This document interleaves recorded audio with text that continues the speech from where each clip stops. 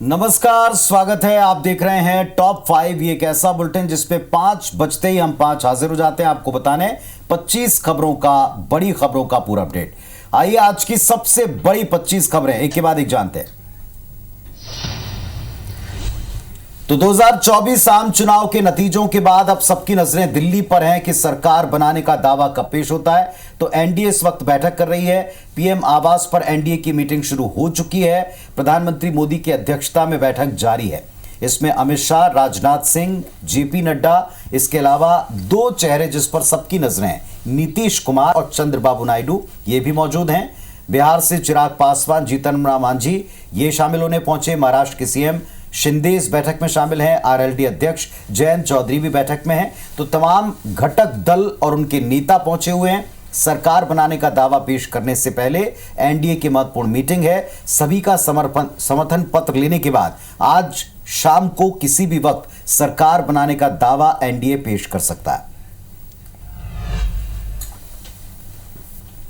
तो आज शाम को ही सरकार बनाने का दावा पेश हो सकता है एनडीए की तरफ से। इन सबके बीच सूत्रों के मुताबिक एनडीए के सहयोगी दलों ने कुछ बड़ी मांगें भी रखी हैं। 5 से 6 मंत्री पद की मांग हो सकती है तेलुगु देशम पार्टी की तरफ से। वहीं 4 से 5 मंत्री पद जेडीयू की तरफ से भी मांग रखी जा सकती है। टीडीपी की आईटी, स्वास्थ्य, शिक्षा मंत्रालय पर नजर है। वहीं एनडीए की बैठक में हिस्सा लेने नई दिल्ली पहुंचे नीतीश कुमार और उनके साथ ही नीतीश कुमार, चंद्रबाबू नायडू भी इस बैठक में मौजूद रहेंगे और ये बैठक इस वक्त चल रही है।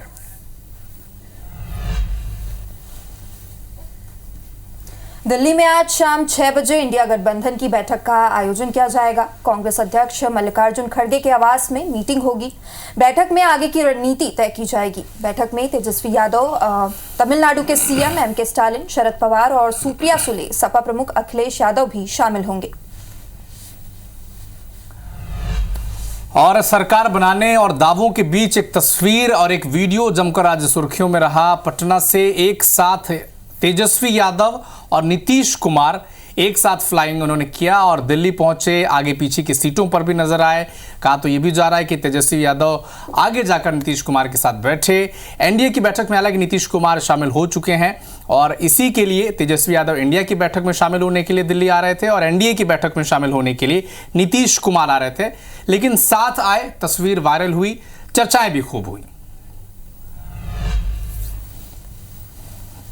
वहीं इस बीच प्रधानमंत्री नरेंद्र मोदी ने केंद्रीय मंत्रिपरिषद के साथ अपने पद से इस्तीफा दे दिया। आज 4 जून को लोकसभा चुनाव के नतीजे सामने आने के बाद बुधवार को यह सियासी घटनाक्रम हुआ। प्रधानमंत्री आज राष्ट्रपति द्रौपदी मुर्मू से मिलने पहुंचे और अपना इस्तीफा उन्हें सौंपा। इस दौरान राष्ट्रपति ने उनके इस्तीफे को स्वीकार भी किया। राष्ट्रपति भवन की ओर से इस बात की जानकारी दी गई। राष्ट्रपति द्रौपदी मुर्मू ने पीएम मोदी का इस्तीफा स्वीकार करने के साथ ही उन्हें नई सरकार के गठन तक कार्यभार संभालने को कहा है।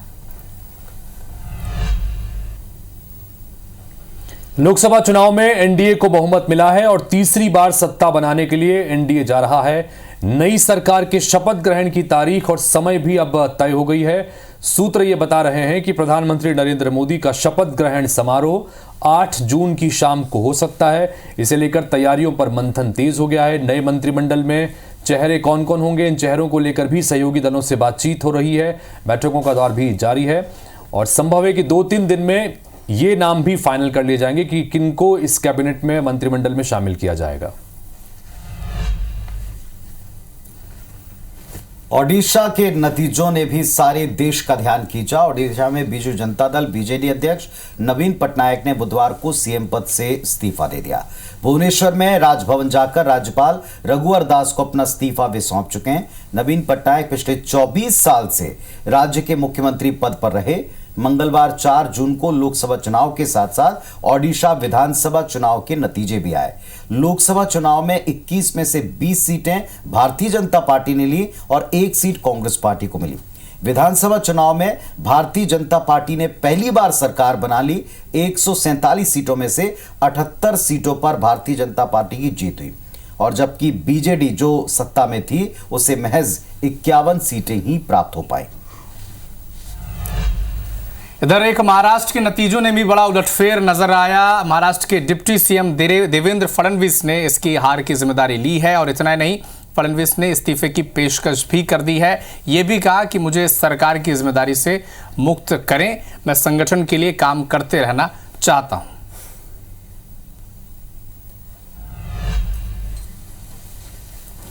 महाराष्ट्र में चूंकि एक प्रकार से भारतीय जनता पार्टी की सारी जिम्मेदारी महाराष्ट्र में एक लीडर के रूप में मेरे ऊपर थी, तो ये जो हमारा महाराष्ट्र में डिबैकल हुआ है या जो हमें एक प्रकार से हार मिली है, हमारी सीटें कम हुई है, इसकी पूरी जिम्मेदारी ये मेरी है। मैं इस जिम्मेदारी को स्वीकारता हूं।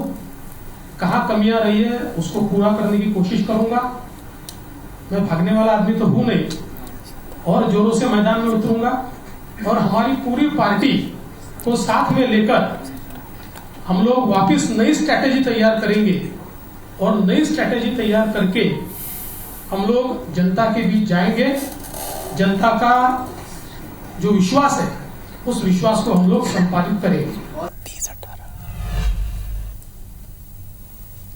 वहीं फैजाबाद लोकसभा सीट से जीत के बाद समाजवादी पार्टी के प्रत्याशी अवधेश प्रसाद का बड़ा बयान सामने आया है। उन्होंने कहा, मैं तो सोचता था कि प्रधानमंत्री जी यहां से लड़े, जोड़ अच्छा होगा, यहां उनको भी जनता हराएगी। गुड़ागड़ित लगाने के बाद उनको लगा कि अवधेश प्रसाद जमीनी नेता है, उनकी लोकप्रियता है, इसलिए चुनाव नहीं लड़ा। मैं तो इंतजार कर रहा था। माननीय प्रधानमंत्री जी यहाँ से लड़ना चाहते थे, मैं तो सोचता था प्रधानमंत्री जी लड़े तो बहुत अच्छा होगा, वहां उनको भी जनता हराएगी। तो वो तो आए नहीं, हिसाब किताब लगाया, तमाम रिपोर्ट मंगाया तो कहा ये सुरक्षित सीट नहीं है और विपक्ष का जो उम्मीदवार है अवधेश प्रसाद बड़ा जमीनी है।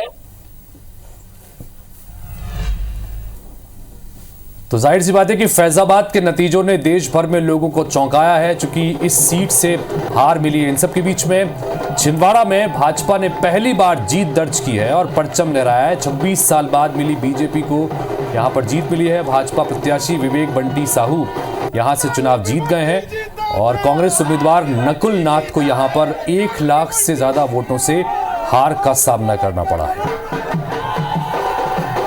पिछले 42 वर्षों से जो छिंदवाड़े को लूटते चलते हुए आए थे, एक ऐसे व्यक्ति को अपने परिवारवाद की राजनीति के तहत अपने बेटे को उन्होंने जिले का सांसद बना दिया था। छिंदवाड़े की जनता ने मोदी जी के साथ में आकर के जो मोदी जी का गरीब कल्याण और जन कल्याण की योजनाएं और मोदी जी का जो संकल्प है विकसित भारत आत्मनिर्भर भारत, उस संकल्प में अपना साथ दिया। तो बीजेपी ने इस कांग्रेस के छिंदवाड़ा के अवैध किले को ढहा दिया और उसके बाद अब कांग्रेस नेता पूर्व सांसद नकुल नाथ का भी बयान सामने आया, जिसमें उन्होंने कहा है कि मैं ये विदाई स्वीकार करता हूं, लेकिन मेरा और आपका संबंध कभी नहीं टूटेगा। हम सब मिलकर फिर से कांग्रेस का झंडा उठाएंगे। मैं बोरिया बिस्तर बांधकर दिल्ली नहीं जा रहा। तो मध्य प्रदेश की सभी लोकसभा सीटों में भारतीय जनता पार्टी ने क्लीन स्वीप की है। कांग्रेस पार्टी सभी 29 सीटों पर हार गई है और पूर्व मुख्यमंत्री कमलनाथ ने हार जो हुई है कांग्रेस पार्टी इसकी समीक्षा को लेकर कहा है कि हम समीक्षा करेंगे, केवल एक सीट की बात नहीं है, इतनी लंबी हार हुई है, ये भी सोचने वाली बात है। और देश में हमारा गठबंधन अच्छा प्रदर्शन किया है, ये कमलनाथ ने दावा किया है। और ये भी तंज कसा है पीएम पर कि मोदी जी कहते थे कि 300 पार, 400 पार, 240 पार भी नहीं कर पाए। तो एक दिवसीय प्रवास पर कमलनाथ छिंदवाड़ा पहुंचे थे और हार भी स्वीकारी और यह भी कहा कि समीक्षा करेंगे। हम मिलकर फिर से कांग्रेस का झंडा उठाकर हम कांग्रेस की मजबूती के लिए आपने परिणाम देखे कि मोदी जी कहते थे 300 पार, 400 पार, 240 पार और कहते थे कि कांग्रेस का कुछ नहीं है, हमारा गठबंधन की अच्छी सीट है और कांग्रेस की भी अच्छी सीट है। अब आगे क्या होता है ये समय बताएगा।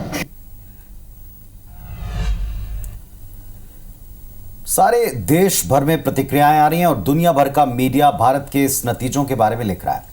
इधर छत्तीसगढ़ में डिप्टी सीएम अरुण साहब ने कहा कि मोदी मैजिक और राज्य सरकारें जो नई बनी उनके सुशासन ने ये बड़ी जीत दिलाई है। छत्तीसगढ़ में कांग्रेस की करारी हार हुई। कहा कि कांग्रेस के तमाम दिग्गज चुनाव मैदान में उतारे गए, लेकिन सब के सब हार गए। भूपेश बघेल बताएं, इस हार का जिम्मेदार कौन?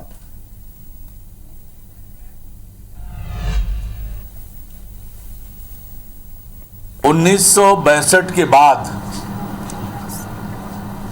पहली बार किसी प्रधानमंत्री को तीसरी बार प्रधानमंत्री बनने का अवसर मिला है। तो कांग्रेस की छत्तीसगढ़ में बहुत बड़ी हार हुई है और मुझे लगता है कि ये आखिर जिम्मेदारी किसकी है। कांग्रेस की जो दुर्दशा हुई है ये बताना चाहिए कि कौन इसके लिए दोषी है। इधर मध्य प्रदेश में खंडवा लोकसभा सीट पर भारतीय जनता पार्टी ने अपना कब्जा बरकरार रखा है। यहां से ज्ञानेश्वर पाटिल ने कांग्रेस के नरेंद्र पटेल को 2.5 लाख से ज्यादा वोटों के अंतर से हरा दिया। ज्ञानेश्वर पाटिल ने यहां से लगातार दूसरी बार जीत दर्ज की है। ज्ञानेश्वर पाटिल मूल रूप से बुरहानपुर जिले के रहने वाले हैं और वे अविभाजित खंडवा जिले के जिला पंचायत सदस्य भी रह चुके हैं। और वहीं खरगोन बड़वानी सीट से भाजपा उम्मीदवार और वर्तमान बीजेपी सांसद गजेंद्र सिंह पटेल ने कांग्रेस के पोरलाल खरते को 1,35,000 मतों से हरा दिया है। इसके साथ ही खरगोन लोकसभा में बीजेपी का कब्जा अभी भी बरकरार है। अब बीजेपी को खरगोन लोकसभा में 8,20,000 वोट मिले, जबकि कांग्रेस को 6,84,000 वोट मिले। जीत के बाद बीजेपी के विजयी उम्मीदवार गजेंद्र सिंह पटेल अपने समर्थकों के साथ पीजी कॉलेज स्थित मतगणना स्थल पर पहुंचे, जहां खरगोन जिले के कलेक्टर और जिला निर्वाचन अधिकारी ने जीत का प्रमाण पत्र सौंपा। जबलपुर लोकसभा सीट पर बीजेपी के आशीष दुबे ने एक बड़ी रिकॉर्ड मतों से बाजी मारी है। आशीष दुबे कुल 4,86,674 वोटों के अंतर से जबलपुर के नए सांसद चुने गए हैं। यह भी कहा कि यह रिकॉर्ड जीत जबलपुर की जनता और पार्टी के कार्यकर्ताओं की मेहनत का नतीजा है।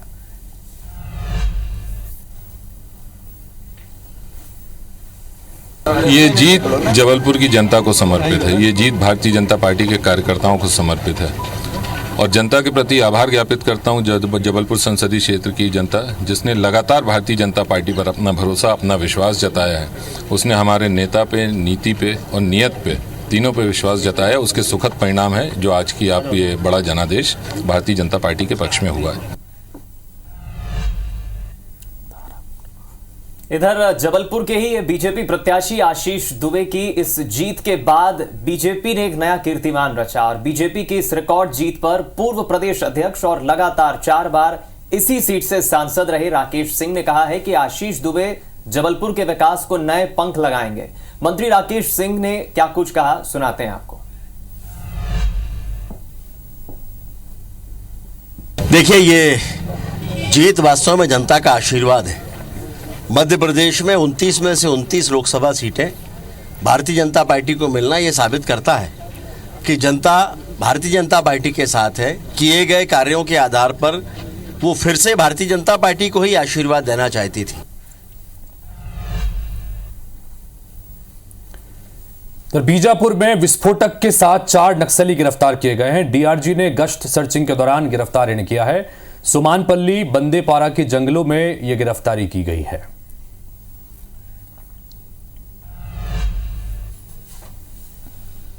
बीजापुर में 5 इनामी नक्सली गिरफ्तार किए गए हैं। मिलिशिया के सदस्य बताए गए। फरसेगढ़ टीआई की गाड़ी में ब्लास्ट किया था, आईडी ब्लास्ट के दोषी हैं। सब पर 10-10 हजार का इनाम भी रहा। मध्य प्रदेश के धार जिले में लोकसभा चुनाव की प्रक्रिया के दौरान एक शासकीय कर्मचारी की मौत हो गई। घर से निर्वाचन संबंधी काम के लिए निकले शिक्षक को चलते चलते अचानक साइलेंट अटैक आ गया, जिससे उसकी मौत हो गई। घटना की जानकारी मिलते ही मृतक के परिजन उन्हें अस्पताल लेकर पहुंचे, लेकिन डॉक्टरों ने उन्हें मृत घोषित कर दिया। इस घटना का सीसीटीवी फुटेज सामने आया है। ये धार के गंधवानी का है। मृतक शिक्षक पेपरीपुरा में पदस्थ थे। इधर रायपुर में तेज रफ्तार ट्रेलर डिवाइडर से टकरा गया, जिसमें ट्रेलर के ड्राइवर को चोट आई है। बिजली ट्रांसफार्मर इसमें लूट था। वाहन के साथ ट्रांसफार्मर सड़क पर बिखरे। पुणे से कोलकाता ये ट्रांसफार्मर जा रहे थे। राजेंद्र नगर थाना क्षेत्र है जहां दुर्घटना हुई।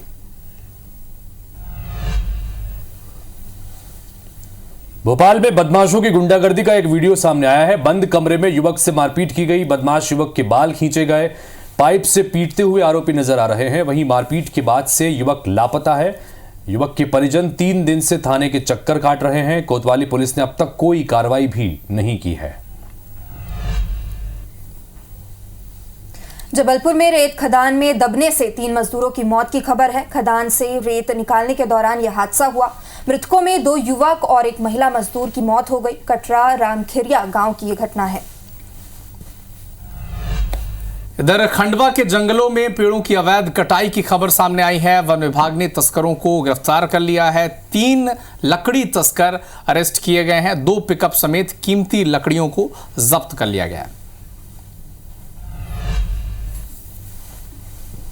इधर छत्तीसगढ़ के भिलाई में तड़के सुबह दुकान में भीषण आग लग गई। डेली रीड्स की दुकान में यह आग लगी, जिसकी तस्वीर आप देख रहे हैं। फायर ब्रिगेड ने हालांकि इस आग पर काबू पाया। आग कैसे लगी ये पता नहीं चल पाया। सुपेला थाना क्षेत्र के नेहरू नगर की यह घटना है।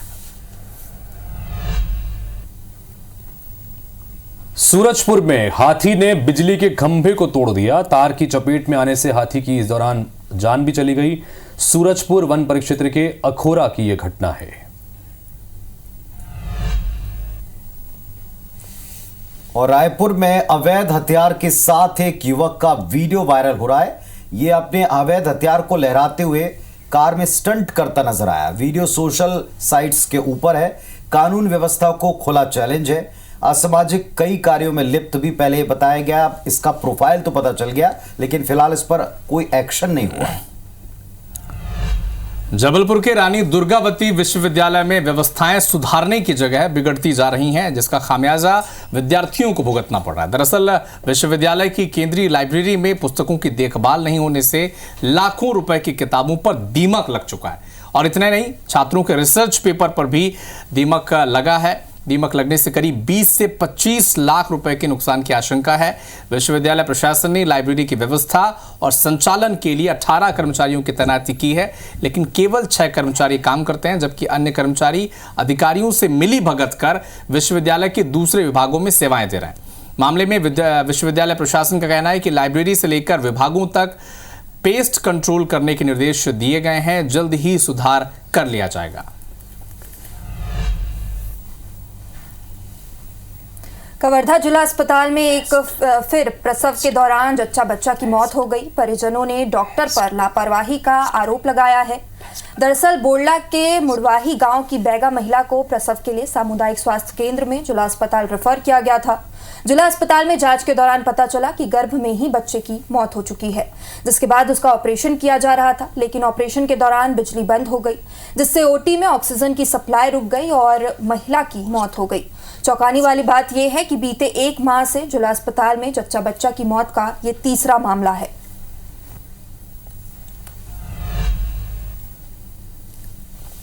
मुरवाही से आया था और लेबर पेन के कंप्लेंट लेके यहाँ पर भर्ती हुआ था और उसका बच्चा पेट में ही ख़त्म हो गया था और इसलिए यहाँ पर भर्ती किया गया था। बच्चेदानी का रप्चर होने के कारण और शॉक में जाने के कारण उसकी मौत हुई है। राजिम के फिंगेश्वर में इस समय युवाओं की पहल खूब चर्चा में है। राजिम के विनायक नगर निवासी युवाओं ने बंजर जमीन पर 35 पौधे लगाए थे, जो आज बड़े होकर पेड़ बन चुके हैं, जिन्हें युवाओं ने भीषण गर्मी से बचाने के लिए ड्रिप चढ़ाकर पेड़ों की जान तक बचाई रहे हैं। सराहनीय पहल करने वाले युवाओं ने बताया कि वे जब पौधे लगा रहे थे तब किसी ने कह दिया था कि बंजर भूमि पर कभी पेड़ नहीं लगेगा। तब से इन्होंने ठान लिया कि यहाँ पर पेड़ लगाकर ही रहेंगे। युवा कहते हैं कि रोज 5 लीटर पानी डालने से पूरा बह जाता था, लेकिन ड्रिप से बूंद बूंद पानी जड़ों तक अच्छी तरह से पहुंच रहा है। वहीं पेड़ पौधों को लंबे समय तक ड्रिप के जरिए पानी देकर जीवित भी रखा जा सकता है। इधर इंदौर के मधुमिलन चौराहा से लेकर रीगल तिराहे तक की सड़क को मॉडल सड़क के रूप में तैयार किया जा रहा है। मॉडल सड़क पर सोलर एनर्जी से लाइट, हरियाली और कई काम किए जाएंगे। इस सड़क का काम 100 दिन में पूरा कर लिया जाएगा। मॉडल सड़क का काम शुरू होने से पहले नगर निगम टाइमर लगाएगा। निगम ने सड़क तैयार करने के लिए 100 दिन का टारगेट रखा है।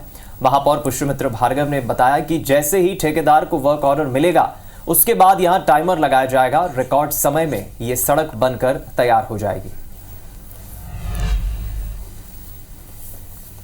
तो खबरों और अपडेट्स का सिलसिला IBS24 पर लगातार जारी रहेगा। बड़े विषयों पर और नतीजों के बाद के विश्लेषण पर लगातार आप IBS24 से जुड़े रहें, देखते रहें। फिलहाल हम पांचों को इजाजत दें। नमस्कार।